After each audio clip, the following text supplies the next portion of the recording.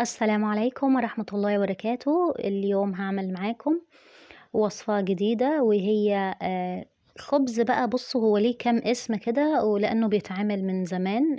يعني كل دولة تلاقيها ليها اسم. اللي أنا يعني هو نفسه خبز التورتيلا، خبز الخبز السوري، خبز الصاج، هو نفس الاسم.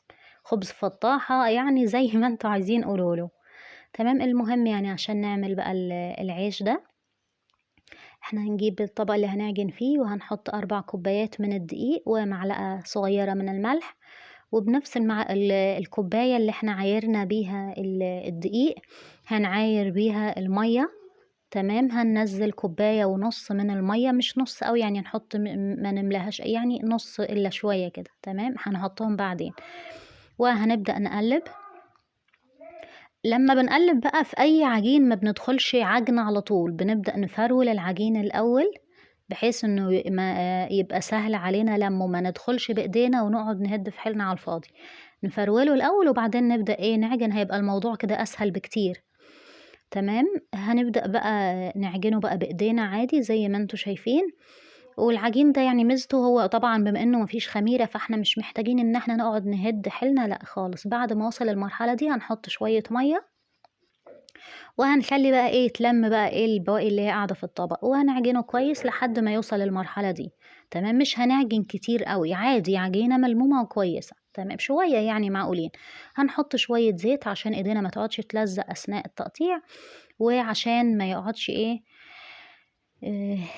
او عشان يبقى مرن، يعني يبقى مرن معانا وما يزهقناش. تمام. وهو انا عايزه هو ده القوام بتاع العجينه، مش عايزاها طريه قوي اللي هي السايحه، ومش عايزاها اللي هي الناشفه.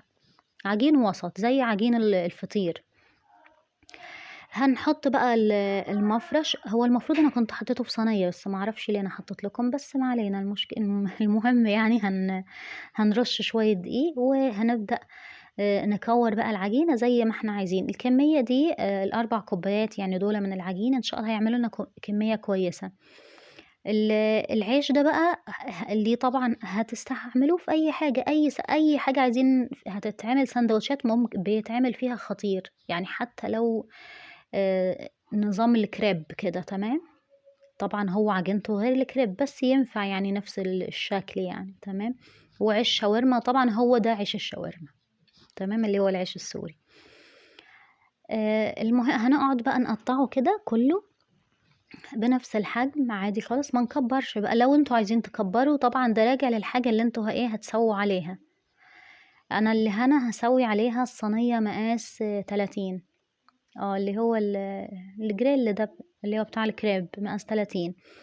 فالمهم انا بقى بعد ما اقطع ده كله هخليه، اهم حاجة اهم مرحلة ان انا هخليه يرتاح، لازم اخليه يرتاح. وبعدين انا شلته بقى في صينية وهغطيه، ولازم يتغطى عشان وشه ما ينشفش معانا، لازم يتغطى. هنجيب بقى الحاجة اللي احنا هنرفع عليها بقى بعد ما فردنا واحدة بواحدة، وهنفرده كويس خالص. هو بيبقى مرن جدا لانه هو ارتاح بعد ما اتعجن، بعد ما عملناه كور قرصناه كده، هنخليه يرتاح تماما. وبعدين هنبدأ نفرده وهنحط بقى كل واحدة نحطها.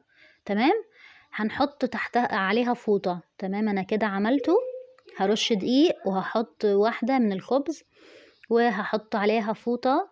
تمام. مش هحط بقى هنا مش هحط عليها دقيق، فوطة عادي، وهفرد واحدة كمان وهحط فوطة كده. تمام. فاهمين يعني كل الكمية اللي انا هعملها بنفس الشكل ده.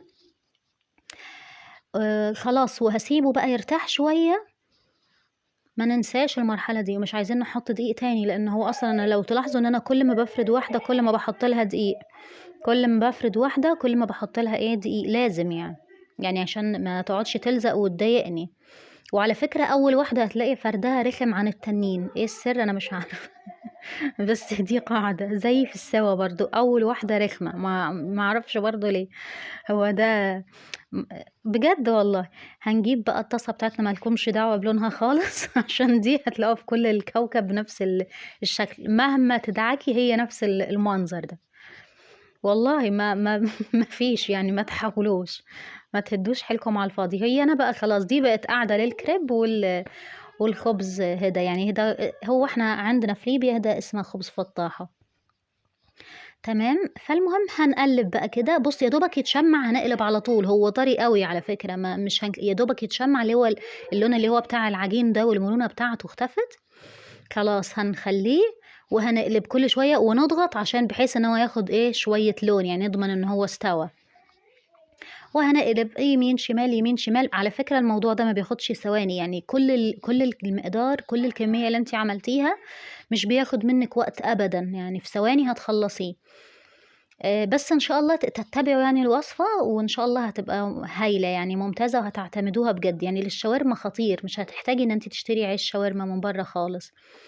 خلاص كده هنحطه بقى في طبق. اهم حاجة اللي هتطلع هنغطيها بكيس نايلون وفوطة، تمام، لازم عشان ما ينشفش، عشان هو عيش طري رفيع يعني، فالرفيع ده لما يتعرض لهواء لازم هينشف هيبوظ. لا احنا مش هيحصل معانا كده خالص. هنغطيه زي ما انتوا شايفين، اول حاجة كيس اللي هو الكيس التلاجة ده، وبعدها الفوطة. بصوا طري طري جدا ورهيب وطعمه خطير، يعني حتى لو مع جبنة هيبقى خطير، هو خطير في كل حالاته. تمام. خلاص اتمنى بقى الوصفة ان انتوا تجربوها وتعجبكم وتنال رضاكم. سيبولي كومنت. واللايك على فكرة ما فيهوش ما فيهوش تعب، يا دوبك ضغطة بسيطة. تمام.